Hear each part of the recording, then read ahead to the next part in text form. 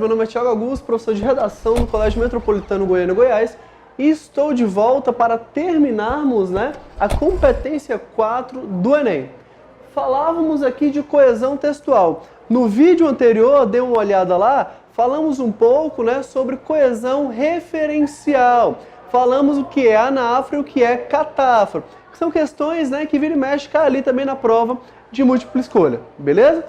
Só para relembrar 3 coisinhas. A coesão textual vai ser marcada para a gente em 3 momentos. Vamos tentar internalizar esses momentos. Qual é o primeiro? Se não tem repetição no texto. Evitem ao máximo, beleza? Evitem ao máximo fazerem repetições aí no texto de vocês. Depois, eu tenho conectivos. Não adianta eu simplesmente ter conectivos e repetir também os conectivos. É marcado como repetição. Esses conectivos, eles devem ser colocados, às vezes, vamos pensar assim, como operadores argumentativos, ok? E nós temos que pensar se esses operadores argumentativos aparecem em 2 momentos do texto. Dentro de cada parágrafo e entre os parágrafos. E hoje nós vamos falar, nesse vídeo, sobre isso. Beleza? Antes de chegarmos lá, vamos falar aqui de 2 relações. É muito comum os alunos me perguntarem assim: professor, que palavra eu posso colocar no lugar dessa? E essa pergunta vem direcionada assim: professor, qual é o sinônimo de tal palavra? A gente fica muito preso e a gente aprende isso mesmo, Essa relação de sinonímia. Que palavra eu posso colocar no lugar de uma outra palavra? Aqui nós vamos pensar assim, O assunto foi lembrado pela aluna. A estudante estudou bastante. Beleza?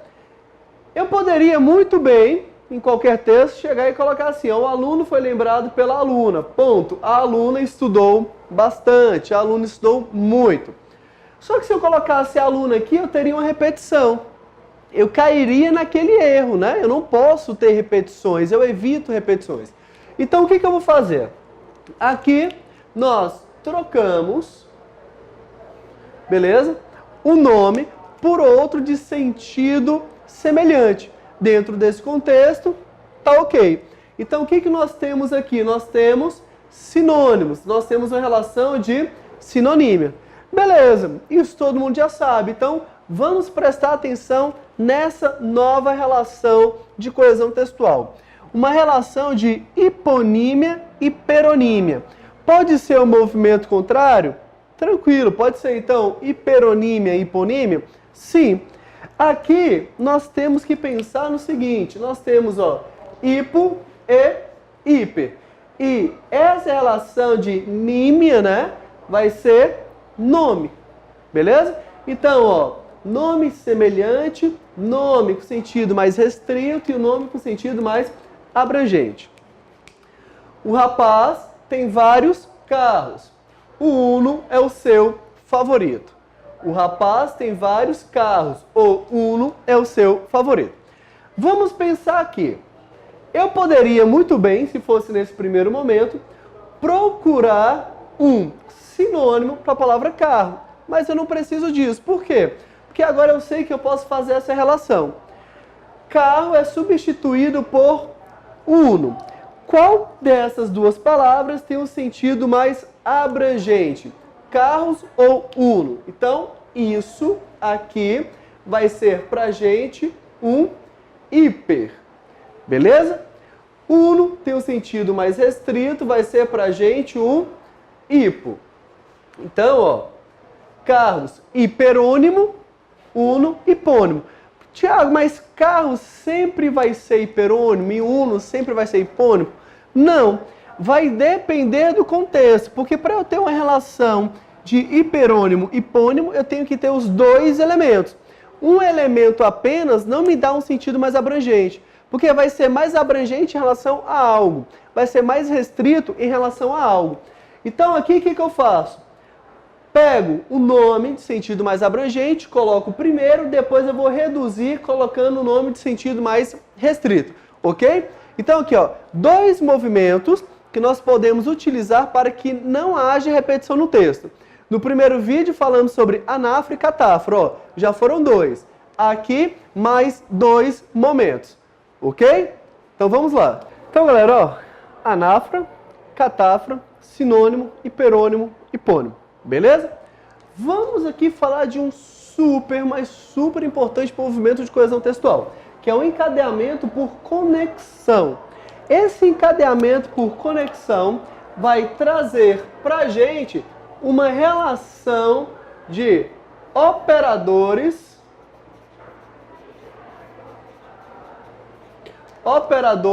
argumentativos. Beleza? Então nós estamos falando aqui, ó, de operadores argumentativos. Presta muita atenção nisso, porque não adianta eu simplesmente falar assim, pô, eu fiz o que o Thiago falou, né? Eu retirei as repetições do meu texto. Mas, às vezes, quando a gente pega uma redação e perde nota, ó, peguei uma redação, a coesão textual vale 200 pontos. Eu fui e tirei 160, mas eu não errei nada.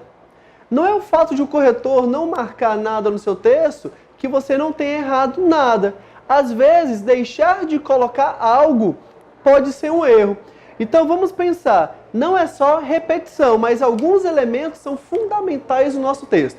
E esse encadeamento por conexão é obrigatório no texto de vocês. Coloca na cabeça, encadeamento por conexão é obrigatório no meu texto. Então, vamos lá. Aqui eu estou fazendo assim, ó.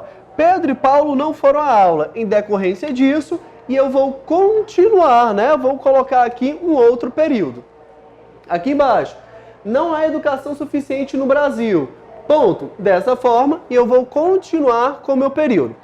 Presta atenção aqui no que a gente está fazendo. Esse movimento, beleza?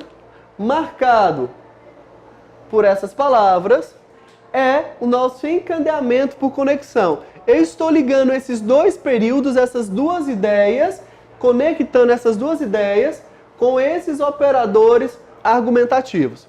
Beleza? Aqui, ó, não há educação suficiente no Brasil. Dessa forma, esses dois termos são os nossos operadores argumentativos. Beleza? O que eu vou sugerir para vocês? Muito cuidado com a ausência de operadores argumentativos no texto. Por quê? Porque eu tenho que ter essa marcação em todos os parágrafos. Então, o que eu sugiro para vocês? Vamos pensar assim. Parágrafo é uma unidade de ideia. Beleza? Parágrafo é uma unidade de ideia. E lá na competência 3, a gente viu no processo de argumentação que nós não podemos ter saltos temáticos e nem repetição de ideias. O que eu posso fazer então? Eu posso pensar assim, ó. Se parágrafo é unidade de ideia, eu posso iniciar a minha ideia, ponto. Desenvolver a minha ideia, ponto. E concluir a minha ideia, ponto. Eu teria três períodos dentro de um parágrafo, no mínimo. Por que a importância desses períodos? Quando eu começo a marcar os meus períodos, eu tenho uma chance maior de estabelecer um encadeamento por conexão, marcando aqui os meus operadores argumentativos. Beleza? Se eu tenho períodos muito extensos, né, períodos grandes, pode ser que eu perca a minha ideia e não consiga encaixar os meus operadores argumentativos. Então, pensem assim, introdução, desenvolvimento e conclusão da ideia. Quando eu finalizar com esses pontos, eu coloco um operador argumentativo para ligar essas duas ideias. Beleza? Então, ó, mais uma ideia para vocês de coesão textual. Primeira, anáfora.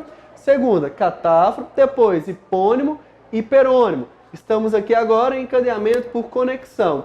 Isso aqui, daqui a pouco a gente vai ver que é importantíssimo no texto de vocês. Beleza?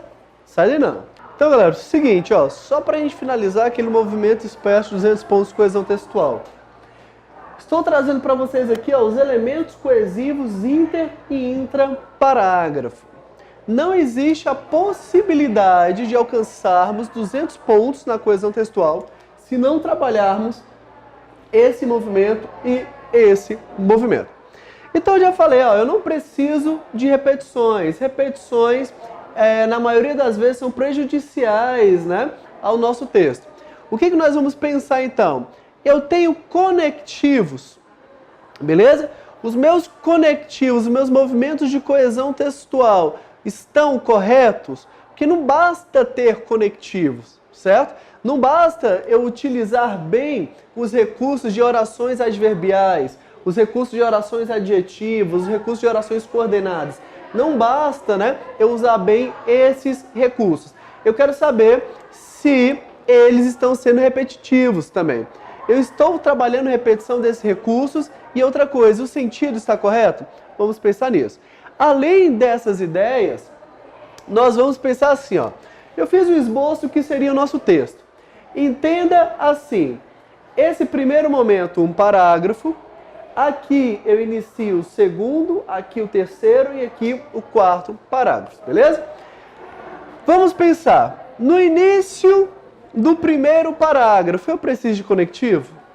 Eu estarei ligando alguma ideia anterior? Não tem nada antes disso, beleza? Eu não fico trabalhando com aquela ideia de movimentos esofóricos, eu não vou fazer retomada de algo que eu ainda não coloquei, de algo que está fora do meu texto. Então, muito cuidado com essa ideia.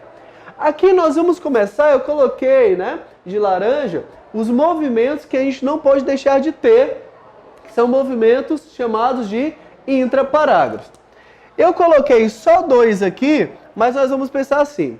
Vamos pegar um texto de 30 linhas e esse texto a gente vai dividir em 4 parágrafos. Aí eu vou ter parágrafos com 7 linhas, parágrafos com 8 linhas, beleza? A gente vai fazer essa distribuição. Isso depende muito da sua linha argumentativa, do seu projeto de texto. Aqui, vamos pensar em um parágrafo de mais ou menos 7 linhas.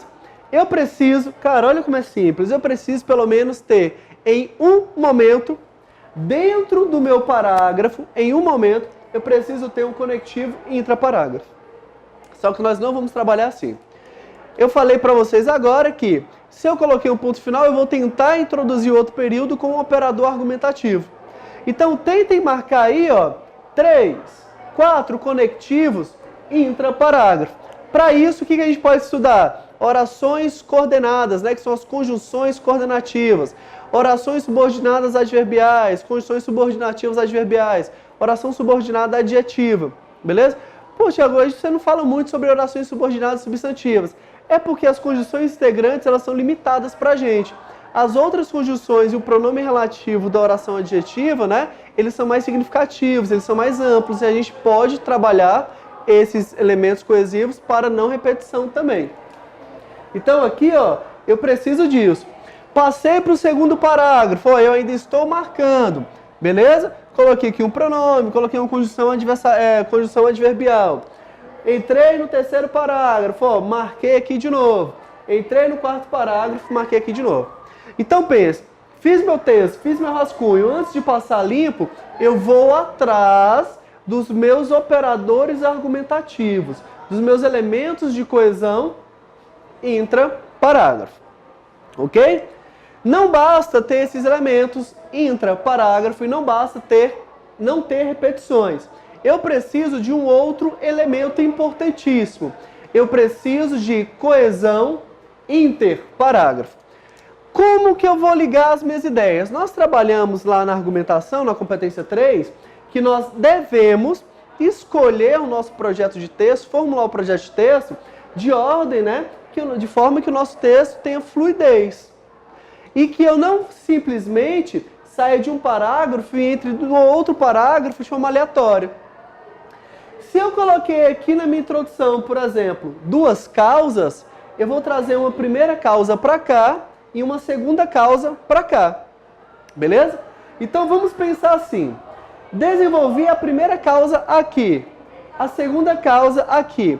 Além da continuidade proposta, né, pela minha argumentação, pelos meus argumentos, é bom que o processo de coesão textual auxilie na fluidez do texto.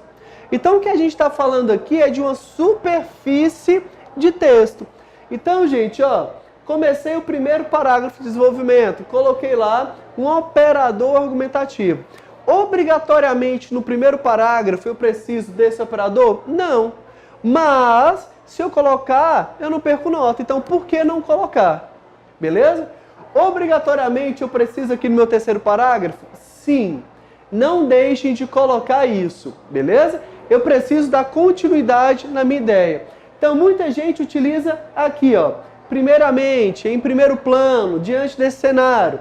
Aí vem para cá, segundo desenvolvimento. Além disso, ademais, outro sim. Então, eu posso ter esse operador, eu preciso ter esse operador. E para a conclusão, o mais comum é um portanto. Se eu colocar um portanto, já é válido? Já é válido. Beleza? Mas, se eu quiser ter variações, eu posso ter variações. Eu vou atrás de conectivos, né, de operadores que tem um valor conclusivo. Beleza? Então, gente, ó, prestem muita atenção. O que eu não posso deixar de colocar no meu texto? Elementos coesivos intra e interparágrafo. Esse intra-parágrafo e esses aqui para ligar os parágrafos. Tiago, se eu aumentar aqui, colocar um quinto parágrafo, o que eu vou fazer? Obrigatoriamente, nos 3 últimos parágrafos, eu preciso desses elementos de conexão, ok? Então, gente, ó, ficamos por aqui no processo de coesão textual e espero vê-los no próximo vídeo sobre proposta de intervenção, ok? Então, treinem, preste atenção com as repetições, preste atenção com os conectivos, operadores argumentativos, elementos intra e interparágrafo para alcançarmos essa nota 200, beleza? Muito obrigado, até mais.